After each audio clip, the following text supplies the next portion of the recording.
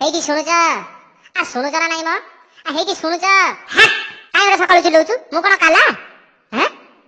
କଣ କହୁଥିଲୁ ଯାହା କହିବାର ଥିଲା ତମର ଏମିତି ହାକ ଶୁଣିକି ମତେ କହିବାକୁ ଇଚ୍ଛା ହଉ କଣ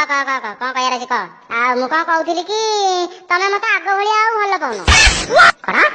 ତମେ ମତେ ଆଗ ଭଳିଆ ଆଉ ଭଲ ପାଉନ ନାଇଁ ତୋର ଆଗ ପଟକୁ ଭଲ ନ ପାଇକି ଭାବୁଛି ପଛ ପଟକୁ ଏଥର ଭଲ ପାଇବି ଆଉ କାଇଁ ଗୋଟେ ଅଭଦ୍ର କବିଆ ହଉଛ ମ କଣ କହୁଛି ନ ବୁଝିକି ଆଗ ପଛ ହଉଛ ଆଲେ କିଏ ଏ କଥା ଆଗ ପଛ ଆରମ୍ଭ କଲା ତୁ ତ ନିଜେ କହୁଛୁ ଆଗରୁ କରୁଥିଲ ଏବେ ଆଉ କରୁନ ବୋଲି ମୁଁ ତମକୁ ସେଇ କଥା କହିଲି ଆଉ କୋଉ କଥା ମତେ କଣ କହୁଛୁ କହ ନାଇଁ ମୋର କିଛି କହିବାର ନାହିଁ କହୁନୁ ନାଇଁ ପରା କହିଲି ମୋର କିଛି କହିବାର ନାହିଁ ବୋଲି ମୋ ଧନୁଟା ପରା କୁହ କଣ କହୁଥିଲ କୁହ ନା କୁହ ମୁଁ କଣ କହୁଥିଲି କି ତମେ ମତେ ଆଗ ଭଳିଆ ଆଉ ଭଲ ପାଉନ କାଇଁ ତମେ କେମିତି ଜାଣିଲ ଆଗରୁ ଖାଇବା ସମୟରେ ତମେ ନିଜେ କମ ଖାଇ ମତେ ବେଶୀ ବେଶୀ ଖୁଆଇ ଦଉଥିଲ ହେଲେ ଏବେ ତ କଣ ନିଜେ ବେଶୀ ବେଶୀ ଖୁଆଇ ଦଉଛ ଆଗରୁ ଯାହା ରାନ୍ଧୁଥଲ ନା ତାକୁ କୁକୁର ବି ଖାଇବନି ତେଣୁ ତମରି ପାଟିରେ ତାକୁ ମାଟି ଦଉଥିଲେ ଅବଶ୍ୟ ଏବେ ଟିକେ ସୁଧୁରିଲଣି ତେଣୁ ତମକୁ ଦେବା ଆବଶ୍ୟକ ପଡୁନି ଆଉ କୋଉ ଦିନ ଗୋଟାଏ ତମ ପାଟିରୁ ଭଲ କଥା ଶୁଣିବ ଆରେ ମୁଁ ଜାଣିଛି ପରା ତମକୁ ଯେତେ ଯାହା କଲେ ବି କେବେ ତମେ ପ୍ରଶଂସା କରିବନି ତମ ସ୍ତ୍ରୀର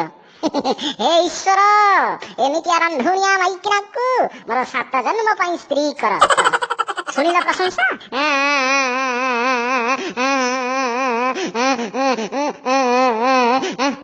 ଚୁପ କର ତମେ ମତେ ଧୋକା ଦେବାକୁ ବସିଛ ନା ଧୋକା ଏଥିରେ ଧୋକା କୋଉଠି ଆଇଲା କେବଳ 7 ଜନ୍ମ ପାଇଁ ମୁଁ କେବଳ ତମ ସ୍ତ୍ରୀ ହେଇକି ରହିବି 8ମ ଜନ୍ମ ବେଳକୁ ତମେ ଆଉ କାହା ସାଙ୍ଗେ ସେଟିଂ ହେଇଯିବ ବା ମୋ ଗିରସ୍ତର ମନକୁ ମାନିବାକୁ ପଡିବ ଖାଲି ମନକୁ କଣ ମ ତମେ ମୋ ମାନକୁ ବି ମାନିବ କାଇଁ ଗୋଟେ ସେମିତି ଅଭଦ୍ରଙ୍କ ଭଳିଆ ହଉଛ ମ ଶଳା ଦେଖିଲ ଗୋଟାଏ ଜନ୍ମରେ ବୋର ଲାଗୁଛି ନାଇଁ ବୋଲି 7ଟା ଜନ୍ମ କଥା କହିଲି ତଥାପି ହେଲା ନାହିଁ ଭାବୁଛି 8ମ ଜନ୍ମ ବେଳକୁ ଧୋକା ସହିତ ଗଳା ଧକ୍କା ଦେଇକି ତମକୁ ବାହାର କରିବି କଣ କହିଲ ମତେ ତମେ ଗଳା ଧକ୍କା ଦେଇକି ବାହାର କରିଦବ ଏମିତି କାଢୁଆ ତମେ ନାଇଁ ଏମିତି କାଢୁଆ ତମେ ଯେ ଗଳା ଧକ୍କା ଦେଇକି ବାହାର କରିଦବ ମୁଁ ତମକୁ ଛାଡିଦେବି ମାଇକିଆ ଡରୁଆ କଠିକାର ସମ୍ଭାଳିକି କଥାବାର୍ତ୍ତା କର କହୁଛି ସମ୍ଭାଳିକି କଥାବାର୍ତ୍ତା କର ସ୍ୱାମୀ ଦେବତା ସମାନ କହୁଛ କଣ ନା ମାଇକିଆ ମୁଁ ମାଇକିଆ ମୁଁ ଡରୁଆ ନୁହଁ ତ ଆଉ କଣ ବା ମତେ ଦେଖିବାକୁ ଗଲାବେଳେ 10-15 ଜଣ ଲୋକଙ୍କୁ ନେଇ କାଇଁ ଯାଇଥିଲ ଦେଖିବାକୁ ଆଉ ବାହାଘର ବେଳେ ପରା 100-150 ଲୋକଙ୍କୁ ନେଇକି ଯାଇଥିଲା ଆଣିବା ପାଇଁ କାଢୁଆ ଦେଖଉଛ କାଢୁଆ ମୋ ଆଗରେ କାଢୁଆ ଦେଖଉଛ ହେଇଛି ମତେ ଦେଖ ମୁଁ କେମିତି ତମ ସହ ଏକୁଟିଆ ଚାଲି ଆସିଲି ପୁଣି ତମରି ଘରେ ତମରି ସହିତ ଷଣ୍ଢ ଭଳିଆ ଲଢୁଛି ଆଉ ଷଣ୍ଢର ବିପରୀତ ଷଣ୍ଢୀ